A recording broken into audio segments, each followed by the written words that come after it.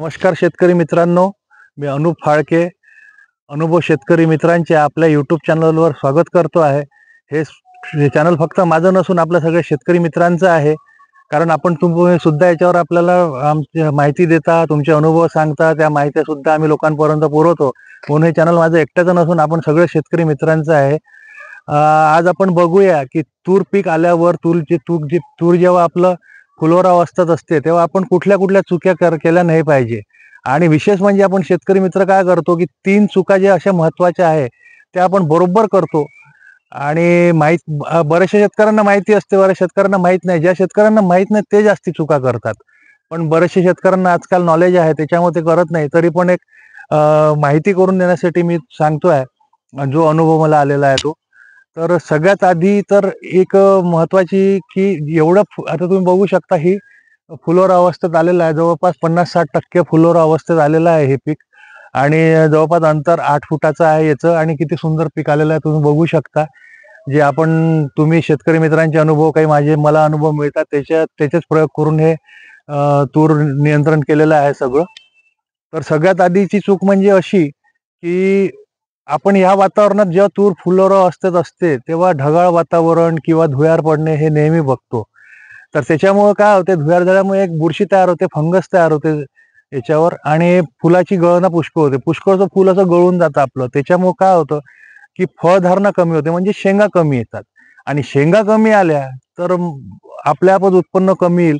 त्याच्यामुळे आपण एकच लक्षात ठेवायचं की तुरीत जेव्हाही आपण फवारणी घेतो आहे तर तेव्हा बुरशीनाशकाचा वापर नक्की केला पाहिजे. प्रत्येक फवारणीला बुरशीनाशकाचा वापर करा, जेणेकरून धुयार जी पडते त्याचा किंवा ढगाळ वातावरणाचा असर आपल्या झाडांवर होणार नाही, तूर पिकावर होणार नाही आणि भरपूर शेंगा येतील.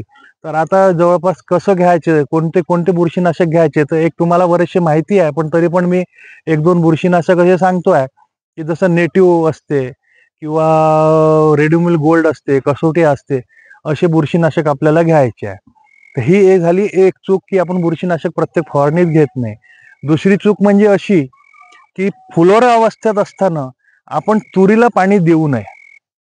तुरीला कशी फुलोरा अवस्थेत असते त्याला गरमी पाहिजे असते आणि तशी वातावरण थंड असते. आपण पाणी देतो आणि परत थंडावा निर्माण होतो. त्याच्यामुळे सुद्धा फुलाची गळना पुष्कळ होते, फुल पुष्कळचं गळतं. त्याच्यामुळे पिकात आपली घट होते, शेंगा कमी येतात, घट होते. ह्या झाल्या 2 चुका. आणि तिसरी चूक म्हणजे अशी की जेही आपण कीटकनाशक वापरतो जेव्हा फूल आल्यानंतर, फुलाच्या आधी, फूल येण्याच्या आधी शेवऱ्यावर चालेल, पण फूल आल्यानंतर गॅस पॉयझन वापरायचं नाही. जे पण गॅस पॉयझन असते ते आपण वापरायचं नाही. गॅस पॉयझन वापरल्याने काय होतं की एक गॅस तयार होते त्या औषधाची आणि त्याच्यामुळे आपल्या फुलाची गळना होते, फुल पुष्कळसं गळतं. त्याच्यामुळे अजून आपल्या उत्पन्नात घट होते. म्हणजे सरळ आहे की शेंगा कमी आल्या तर उत्पन्नात घट होईल.